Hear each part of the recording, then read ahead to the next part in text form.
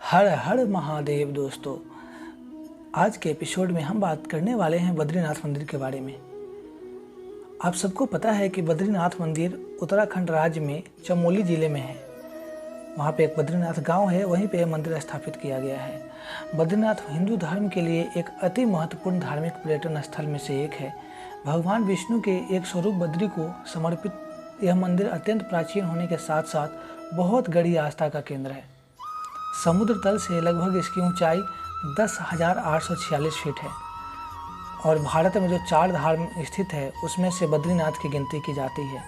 बद्रीनाथ मंदिर की स्थापना लगभग 7वीं या 8वीं शताब्दी में की गई थी, परंतु प्रमुख रूप से इसका साक्ष्य उपलब्ध नहीं है, जिसके कारण ये कहा नहीं जाता कि एक्चुअली में इसका स्थापना कब हुआ था।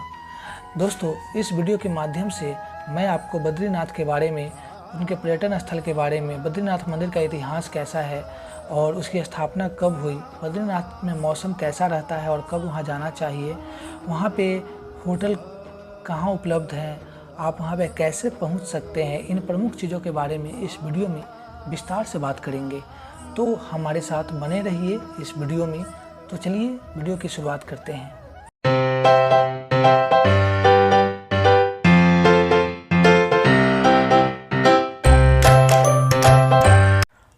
तो चलिए सबसे पहले बात करते हैं बद्रीनाथ मंदिर के इतिहास एवं उसकी स्थापना कैसे हुई उसके बारे में। बद्रीनाथ मंदिर का इतिहास अत्यंत प्राचीन और ऐतिहासिक है। बद्रीनाथ मंदिर की स्थापना के विषय में यह माना जाता है कि इस मंदिर की स्थापना 7वीं या 8वीं शताब्दी में की गई होगी।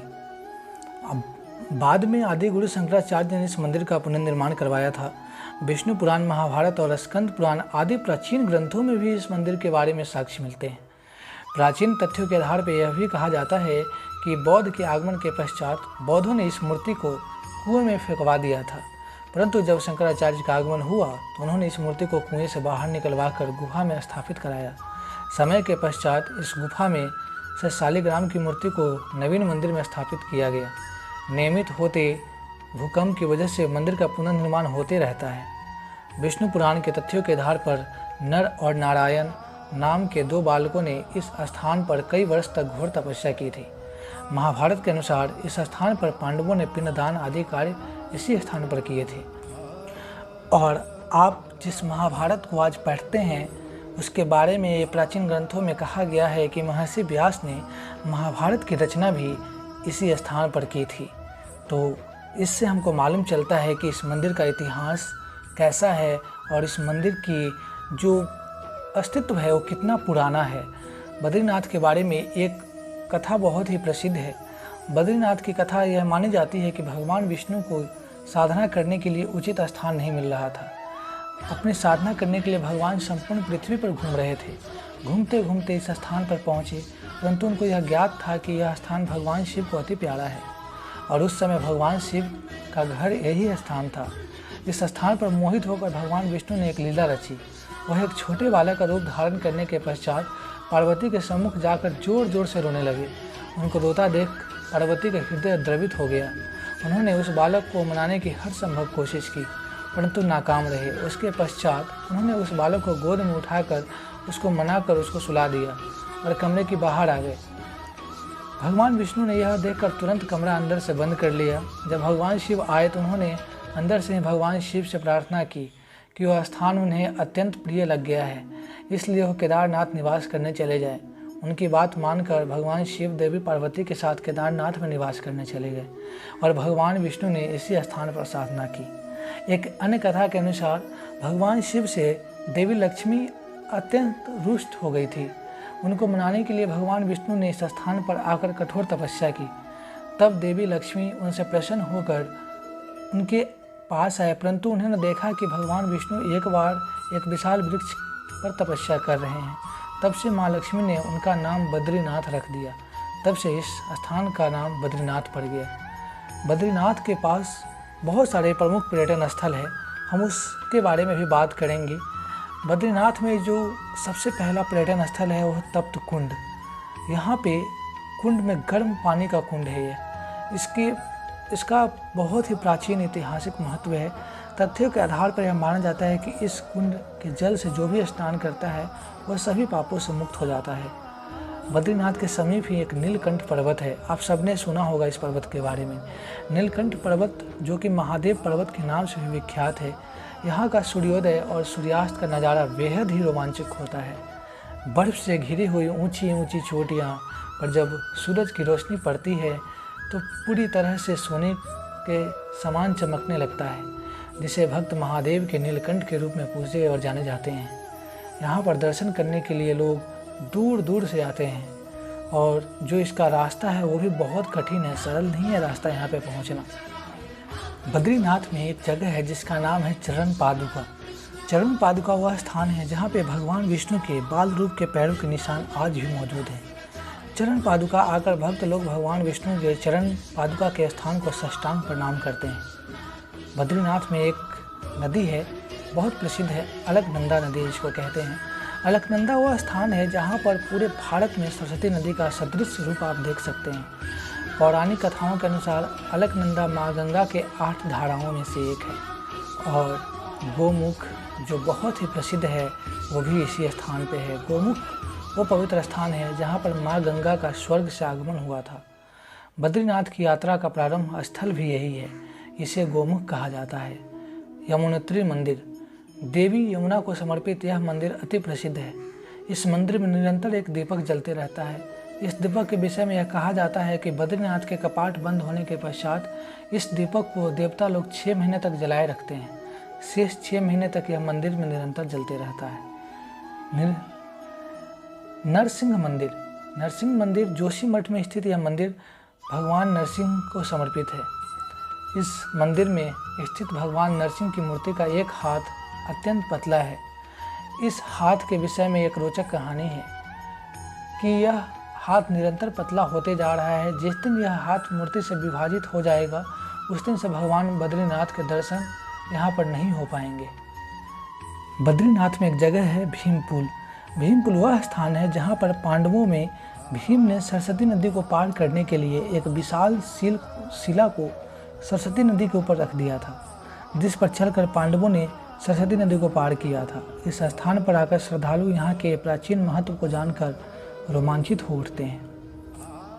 अलकापुरी, अलकापुरी भगवान कुबेर जी का निवास स्थान माना जाता है।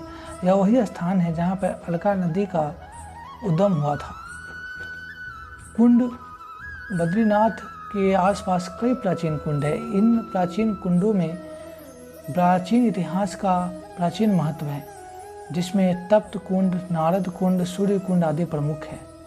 और पंचबद्री के बारे में आप लोगों ने सुना होगा। बद्रीनाथ में स्थित बद्री विशाल, ध्यान मंद्री, गिरिधबद्री, आदि बद्री, भविष्य बद्री और यह 5 बद्री मिलकर पंचबद्री कहलाते हैं। चलिए जानते हैं बद्रीनाथ के मौसम के बारे में। बद्रीनाथ के मौसम की बात की जाए तो यहाँ मौसम बहुत ही सर्द होता है। भारी बर्फबारी की वजह से तो बद्रीनाथ मंदिर नवंबर से लेकर मार्च तक श्रद्धालुओं के लिए बंद रहता है। भारी बर्फबारी की वजह से जीवन यहाँ पर लगभग समाप्त हो जाता है। सभी आसपास के निवासी किसी स्थान को छोड़कर आस पड़ोस के गांव में चले जाते हैं। नवंबर से मार्च के दिनों में यहाँ के औसत तापमान 5 डिग्री सेंटीग्रेड से लेकर -3 डिग्री सेंटीग्रेड तक हो जाता है, जबकि अप्रैल से लेकर अक्टूबर तक का मौसम का तापमान 15 डिग्री से लेकर 20 डिग्री सेंटीग्रेड तक ही रहता है। बद्रीनाथ में आप जाएं तो वहाँ पे कुछ होटल हैं जो आप बुक कर सकते हैं, वहाँ पे जाके भी आप बुक कर सकते हैं। कुछ नाम इस प्रकार है: hotel view crest, hotel Trishul, Ishwariya Narayani hotel, hotel रेस्ट्रा view, hotel Charan Paduka, Panchvati hotel and restaurant, hotel mountain view आदि बहुत सारे होटल्स हैं वहाँ पे। अभी तो बहुत सारे नए नए होटल्स खुल गए हैं। अगर आप बद्रीनाथ की यात्रा पे जा रहे हैं तो आपके लिए कुछ ज़रूरी सुझाव है, आप इसको ज़रूर फॉलो करें। पहली और सबसे महत्वपूर्ण सुझाव, छोटे बच्चे के साथ बद्रीनाथ की यात्रा पर कभी न जाएं, ये आपके लिए काफ़ी खतरनाक साबित हो सकता है। शारीरिक और पुरानी बीमारी से ग्रसित व्यक्ति बद्रीनाथ की यात्रा न करे तो बेहतर है, क्योंकि जो यात्रा है वो बहुत ही मुश्किल है, जो रास्ता है वो बहुत ही कठिन है। बद्रीनाथ की यात्रा करने से पहले अपने साथ ज़रूरी चीज़ जैसे मोबाइल चार्जर, ज़रूरी दवाएं, पावर बैंक, जूते, सर्द कपड़े इत्यादि लेना न भूलें। बेहतर हो तो दोस्तों के साथ या ग्रुप में जाने की कोशिश करें। ऋषिकेश से बद्रीनाथ का रास्ता बेहद संकरा है। विशेष ध्यान दें कि ऋषिकेश में प्रातःकालीन बस सेवाओं के द्वारा ही बद्रीनाथ पहुँचे। वृद्ध व्यक्तियों को अगर बद्रीनाथ की यात्रा करनी है तो वह पहले से बद्रीनाथ यात्रा के विषय में पूरी जानकारी ले लें और अपने साथ वैकल्पिक स्रोत जैसे कि पिट्ठू और सवारी गाड़ियों का भी प्रबंध कर लें। ऋषिकेश की यात्रा करने से पूर्व में स्थित समिति में अपना रजिस्ट्रेशन कराना न भूलें। बद्रीनाथ मंदिर कितने साल पुराना है? बहुत सारे लोगों का यह सवाल है। बद्रीनाथ का इतिहास काफ़ी पुराना है। जैसा कि मैंने बताया कि 7वीं 8वीं शताब्दी से बोला जाता है कि उस मंदिर में स्थापना की गई थी। इस मंदिर के विषय में लेख कई पुराणों और कई प्राचीन कथाओं में भी मिलते हैं। इन तथ्यों के आधार पर यह माना जाता है कि मंदिर 7वीं 8वीं शताब्दी में वो स्थापित की गई थी। बद्रीनाथ मंदिर के बारे में कहा जाता है कि यह जो मंदिर है, जैसा कि मैंने बताया कि यह नवंबर से लेकर मार्च तक बंद रहता है। तो 2021 में जो है यह मंदिर 17 मई को खोल दिया गया आम भक्तों के लिए। भक्त दर्शन कर सकते हैं अब जाके।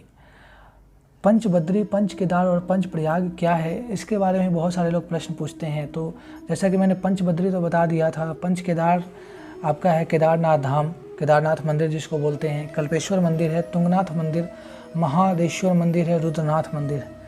पंच प्रयाग क्या है? पंच प्रयाग में उत्तराखंड के पंच प्रयाग हैं, विष्णु प्रयाग, नंद प्रयाग, कर्ण प्रयाग, रुद्र प्रयाग, देव प्रयाग। अच्छा, सबसे महत्वपूर्ण चीज़, हरिद्वार से बद्रीनाथ का बस का किराया है 500 से 600 रुपया प्रति व्यक्ति। अभी लॉकडाउन में किराया हो सकता है डबल हो गया हो, क्योंकि 2 सीट पे लोग जा रहे हैं। लेकिन जो सामान्य किराया है वो 500 से 600 है।